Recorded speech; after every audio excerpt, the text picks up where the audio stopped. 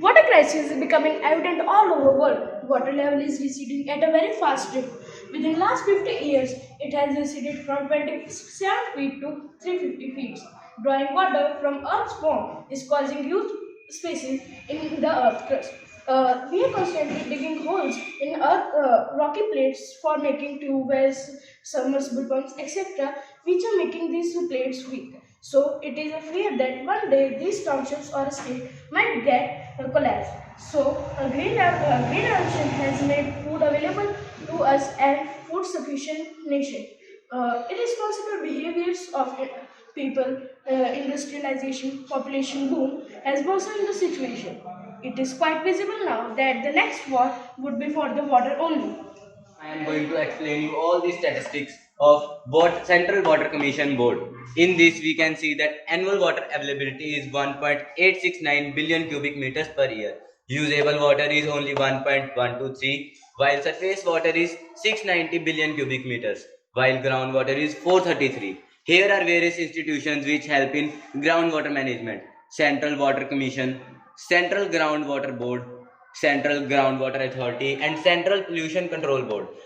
Along with these, various NGOs are working on the water management. Here is water used for crop production, which is the different crops and amount of water needed for their growth. India uses in rice 2.800 billion cubic tons for using growth, while China 1.321 and in United States 1.275. In this we can see India uses largest amount of water for growth production. Here are the various data in which we can see the safe, semi-critical, critical and overexploited zones, where the state districts have 0 to 70% of groundwater.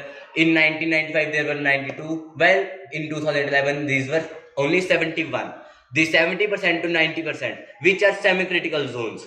In 1995, there were only 4, but increased to 10 now in 90 to 100%, which are 1 in 1995 and 4 in 2011. Overexploited, in which more than 100% of water is used. There were only 3 districts in 1995, which increased to 15. Here are the various data in which we can see the agriculture in 1950 has increased to this level due to green revolution, but groundwater availability has decreased to this. Now here is the usage of groundwater with the help of tube wells. In 1960 it was almost zero amount usability. With green revolution it has increased to 3000 billion cubic tons in 2011. Here is 2011 report in which we see the amount of water used by every state, and in Punjab we can see where the agriculture is most important field, 172 billion cubic tons has been used, while in all the northern states, in Delhi 137, Haryana 133 and Rajasthan 137, while in other areas we can see very less amount of water is used. Here involved are accelerated percolation of water to water aquifers through natural water bodies, rooftop water harvesting by setting up of rainwater drainage system, and pouring rainwater directly to water bodies. Conventional method of purifying water through STPs, use of physical and chemical biological methods such as sedimentation, filtration, loading of use aerobic and anaerobic chlorination, etc. Removal of heavy metals and radioactive ions through integrated water management, that is, by seeding appropriate plants, fungi, and bacteria for their absorption.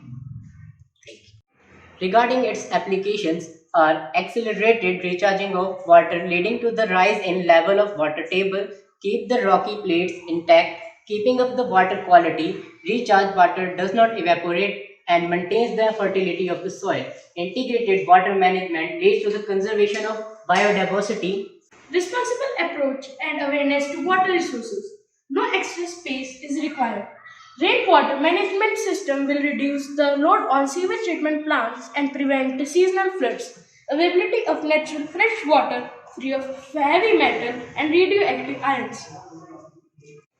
Regarding its working, which suggests the idea of filling the empty spaces which left behind the Earth's crust due to the overexploitation of groundwater. So it works on the principle of recharging of groundwater and by the accelerated percolation of the groundwater.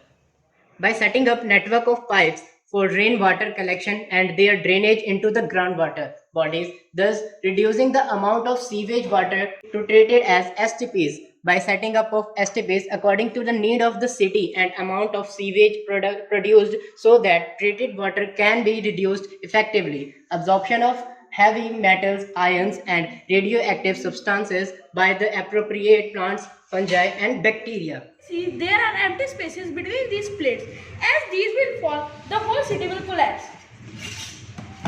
As you can see, like this is a situation when earthquake came, all the town has been collapsed in a model.